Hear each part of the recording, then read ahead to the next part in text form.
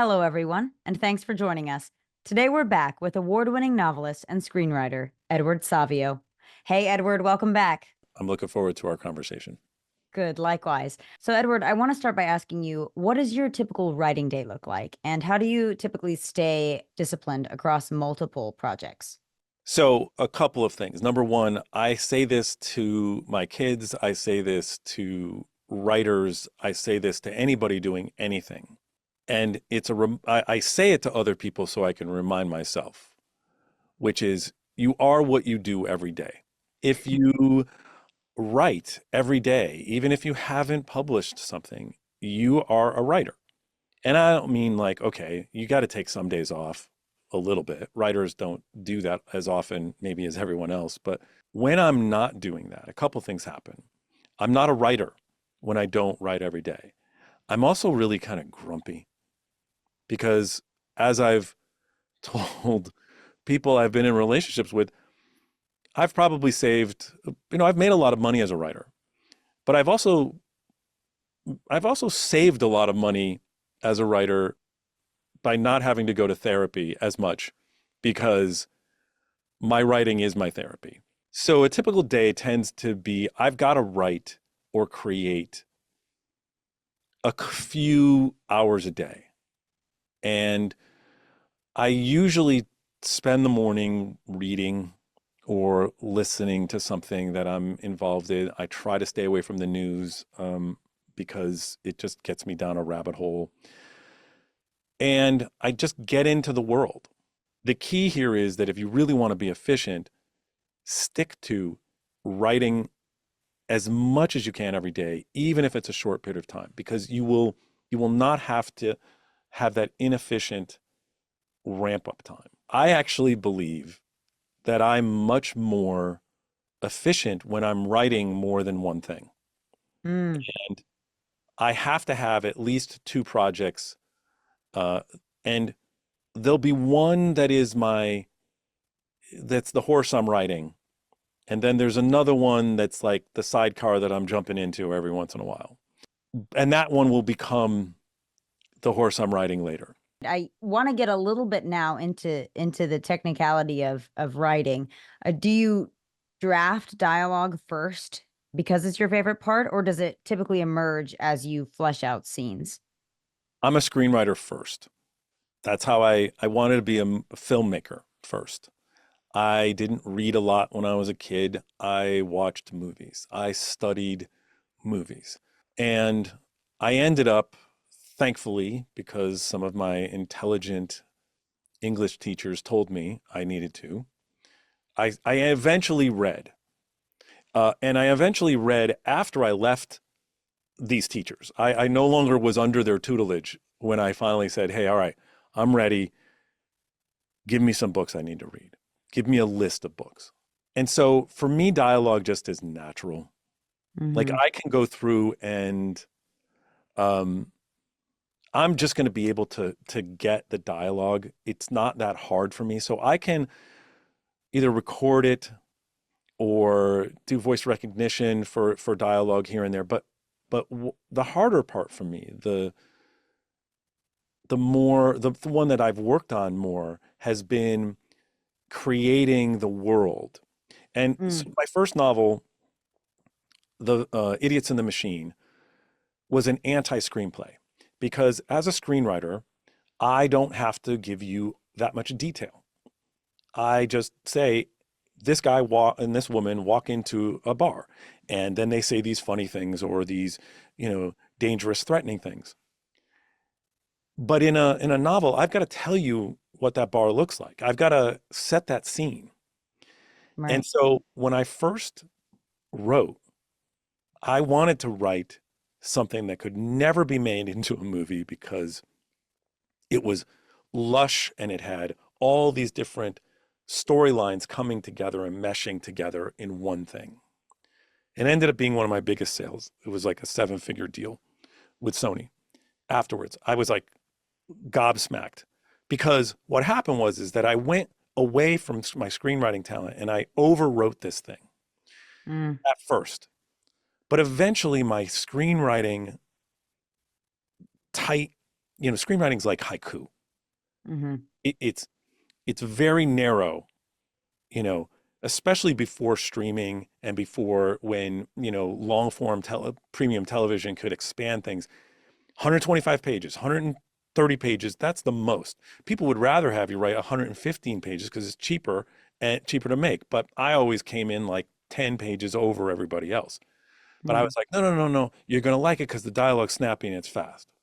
My need to have structure ended up creating more structure in this book, and I cleaned it up and found a way to do it.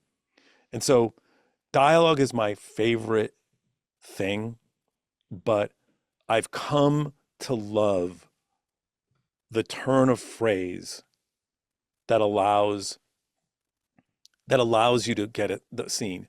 I want to talk a little bit now about your narrative puzzle of your trilogy. How do you ensure that all components are connected effectively when you're weaving them together? So I wanted to write a trilogy, but I didn't finish the story in 3 books. So now I'm going to do it in 4. It's a big story. And, one of the things that I did with this story is that I, again, I don't want to make it sound like too grandiose, but the MCU it started out with Iron Man. It started out with this one guy, and then they had some other people, and then it built and built and built and had more people. This story started out with one character. And for the first couple of chapters, you're like, oh, this is a story about a kid in high school. And you're like, no, it's not. It's about what's going on in the world. Basically, what if these people, not the 1,500-year-old kid, but what if the people who have 4,000 years old, what if they no longer could be famous anymore? You could pretend in the past to die and come back as someone else. Now you can't because of technology. Hmm. So what would they do to technology? What would they do to our world if they were going to be found out and basically taken over, dissected, whatever, because they got to figure out who these people are? They've got to solve this problem. So for me, building this story over 3, now 4 books has been that timeline. That timeline has been my Bible. So I know the backstories. I know where things were coming from. And I also know where things are now. And I can put them, even when I think about an idea, I can put them in the timeline and go, okay, in 31 days, I need to be here and this event's going to happen. Okay, we got a ticking clock because I got 31 days. And then, in this timeline, it happens. This is 3 books that literally take place over the course of a week. Because this is so much stuff is going on, it has to be plotted out. And it feels like it's a years long story because there's backstory and we're going back and forth. But the most important thing about keeping track of everything is good note taking and putting it in a place where you can visually see it. And that's why having a timeline is good. Now, I do want to transition a little bit and talk about collaboration because I know that you're very experienced and you have a great network for reviewing, for collaboration, for your writing, audiobooks, everything. And so, how would you say that this collaboration with artists and editors during your self-publishing process has helped you? So the good news is that I have really quality people, and I have sought out really quality people, people who, in some ways, I felt really comfortable walking into any room in Hollywood. I would meet with the president of a studio, and I felt like I belonged there. When it came to writing books, I went to New York, and at the time it's a little different now, but at the time I first went to New York to try to like push books. They didn't want to hear from a screenwriter. They're like, Mm. you know what? You're not educated in an Ivy League school. You're not, you haven't taken the literary path. And there's plenty of writers who have not done that, who have broken through. But there's also a lot of bias against that. And I love the Mhm. people that I dealt with in New York, but I didn't feel like I had the kind of, I own this room, or at least if I don't own this room, I belong in this room and I can talk to anybody in this room that I had in Hollywood. I always felt like I was the outsider. I went and I went and sought out people who were great at what they do. Editors, um, for audiobook production, I went to the best people and put up my own money, a lot. It's not easy to get some of these people. It's very costly. Like you can get an audiobook made relatively inexpensive by a wonderful narrator. And even some of the top narrators are still um, affordable. But if you want the best of the best, it is shockingly difficult, both to get someone on board and to like the book enough to do it, to get through the layers of people that you have to get through, and the cost. Being an independent gives you some things and it takes some things away. It's positives and negatives. And one of the positives is you have more control.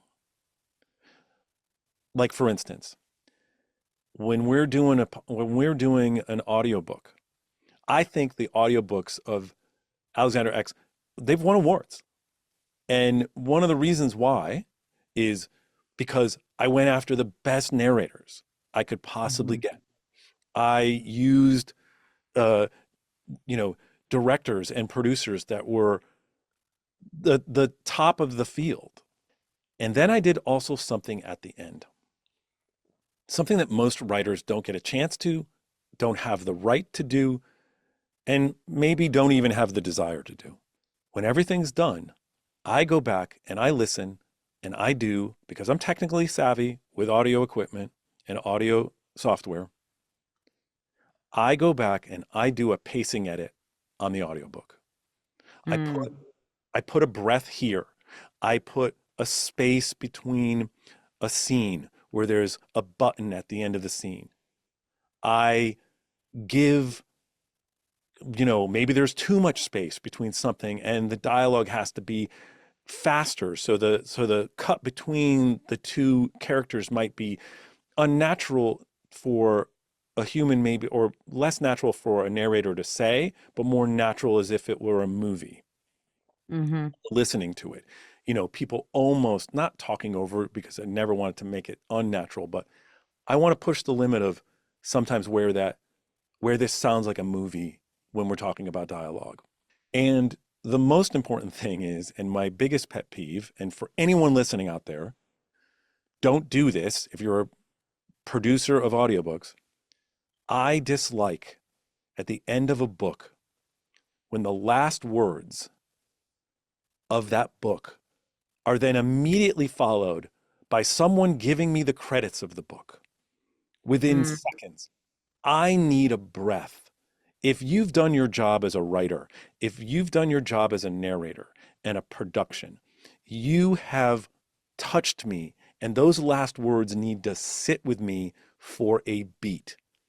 Whether you ramp up music or you have a soundscape come in for 5 seconds before you tell me the credits or you start, give me space.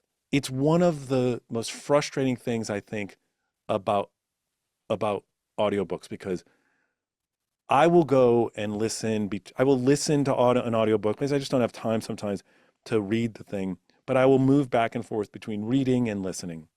And I will almost always, on those books that kill me at the end, I will read the last page and be able to breathe it in. So that is how working with great people and also being independent has given me a bit of control.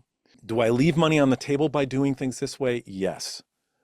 But I also have a great interaction with my audience, and I'm giving them something that they're not going to get from everyone.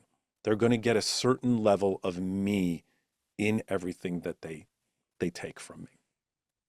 Well, Edward, thank you so much. That was wonderful insight on writing process. Thank you for having me, and keep writing. Just write. That's all the time we have for today. Thank you, everyone, for tuning in to today's interview with award-winning novelist and screenwriter Edward Savio. Be sure to check out our website for more videos. Wishing you all a fulfilling and successful writing journey.